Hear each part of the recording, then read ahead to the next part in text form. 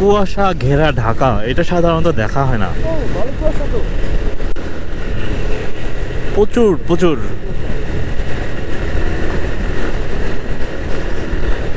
ঢাকার বিভিন্ন রূপ আছে, যদি আপনি সেটা দেখতে পারেন।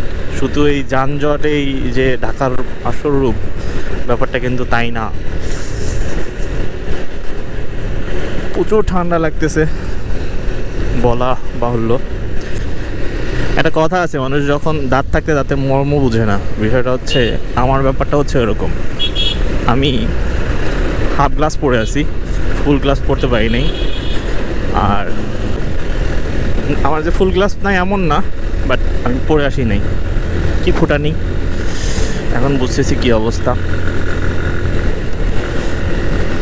শীতের আমেজ রস না খাইলে কিন্তু জমে না। সো খুবই এক্সাইটেড, রস খাবো অনেক দিন পর। ও মাই গড। আর শীতের আমেজ কিন্তু কুয়াশা না পড়লে বা কুয়াশা গায়ে যদি না জড়ান, সেক্ষেত্রেও কিন্তু আমেজটা হয় না। সো চলেন চলেন রস খেতে যাই। এখন হচ্ছে নারায়ণগঞ্জে মিউজিয়ামটা আছে, সেটার দিকে যাচ্ছি। ওখানে গিয়ে হচ্ছে কথা বলবো। রাস্তার এরকম কেন? হাই রাস্তা। সো মিউজিয়ামের ওখানে গিয়ে কন্ট্যাক্ট করতে হবে। যদি একটু আগে কথা হয়েছে, বলছে ভাই আসেন, সমস্যা নেই, দেখা যাক। কিন্তু রাস্তার এই হাল হইলো তো আর এনজয় হইলো না। অফরোডিং, ফুল অফরোডিংয়ে আছি। অতটাও খারাপ না যতটা বলতেছি, এর থেকে কত খারাপ রোড আছে অফরোডিংয়ের জন্য। ওকে, মিউজিয়ামের সামনে মনে হয় চলে এসেছি।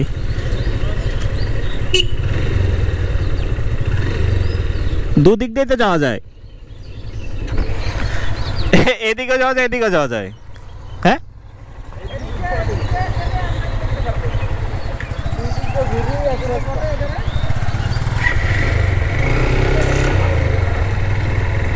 ডান দিকে চল না, ফোন দিব।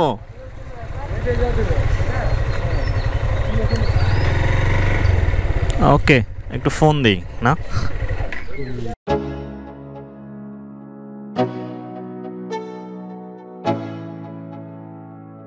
Let's go. Yeah. I'm like an addict, do I gotta have it. I ain't even playing, got a really bad habit. If it moves, gotta grab it. Fuse like a magnet, lose, won't have it till I'm doomed in a casket. I ain't playing, got a weird mind. If you work 8 hours, I'ma work 9. If the shit tastes sour, you should taste mine. I'ma stay in power for a long time. Get up, nah, I ain't a quitter. Toss me the ball, I'm a really big hitter. গাছের অবস্থা নষ্ট করে ফেলেছে। ওই সাইডে আছে, এই সাইডে আছে, এই পুরো বাগানে ছিল, পেয়ারা বাগান আছে। সবই খায় না কিন্তু দায়িত্ব। ও মানে এদিকে কি এই একটাই মধ্যমণি? হ্যাঁ, এইখানে আমরা তো এদিকে আসছিলাম জাদুঘর, সরি তাজমহলের দিকে একবার গেছিলাম গত বছর 2 আগে। টেস্ট কেমন? অনেক অ্যানথ্রাক্স হইব, অ্যানথ্রাক্স অ্যানথ্রাক্স এই খাওয়ার সময় এই উল্টা পাল্টা কথা বলতে বলতেছেন কেন আপনি? না ভালো কথা বলেন। ওকে, রস খাওয়ার পর নাস্তা খাওয়া হইলো। এখন ঢাকার উদ্দেশ্যে যাচ্ছি, যদিও কুয়াশা ভাব এখনও আছে।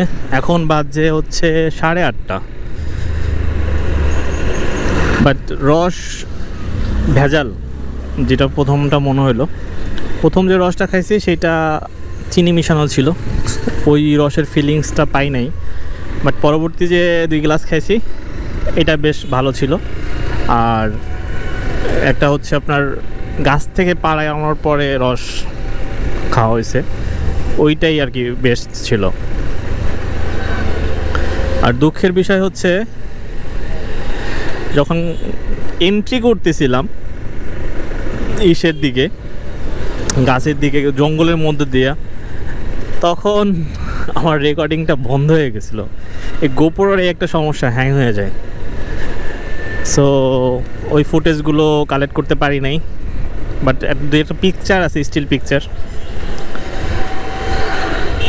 বাট হ্যাঁ, দিন শেষে যদি বলি বেশ ভালো লাগছে।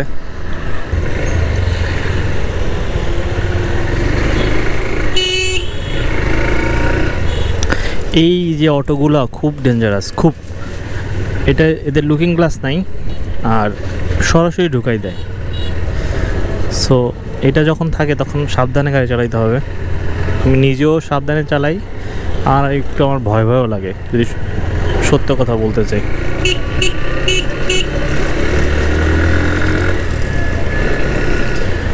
চলেন আগে মেইন রোডে উঠি, তারপর কথা বলি।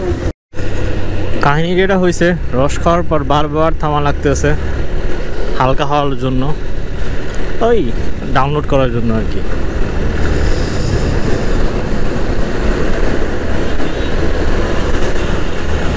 তবে সকালের আবহাওয়াটা আসলে অস্থির অস্থির।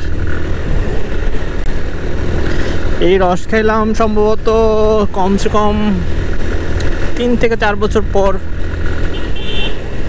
বাট অবশেষে যে খেতে পারছি এটাই অনেক কিছু। I'm like an addict, do I gotta have it. I ain't even playing, got a really bad habit. If it moves, gotta grab it, fuse like a magnet. Lose, won't have it till I'm doomed in a casket. I ain't playing, got a weird mind. If you work 8 hours, I'ma work 9. If the shit tastes sour, you should taste mine.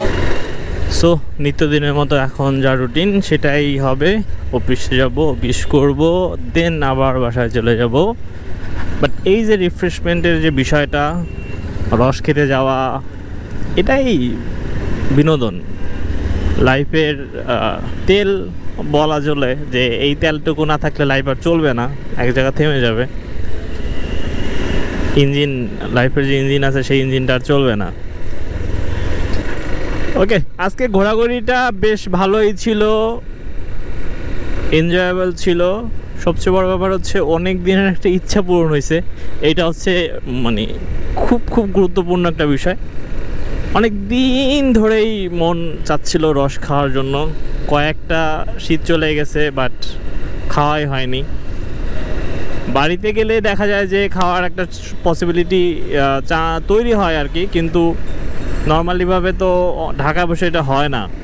At last হইছে, বেশ ভালো লাগতেছে।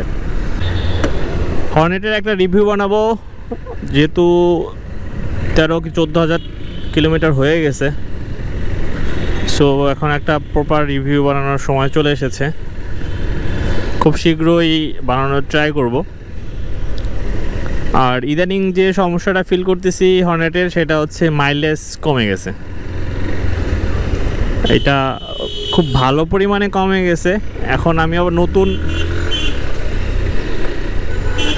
নতুন pump থেকে তেল নিচ্ছি। আগে একটা পাম্প থেকে নিতাম, সেখানে দেখতাম যে ভালো মানেই পাচ্ছি। সো পাম্পে যে তেল চুরি করে এটা একটা বিষয় আছে।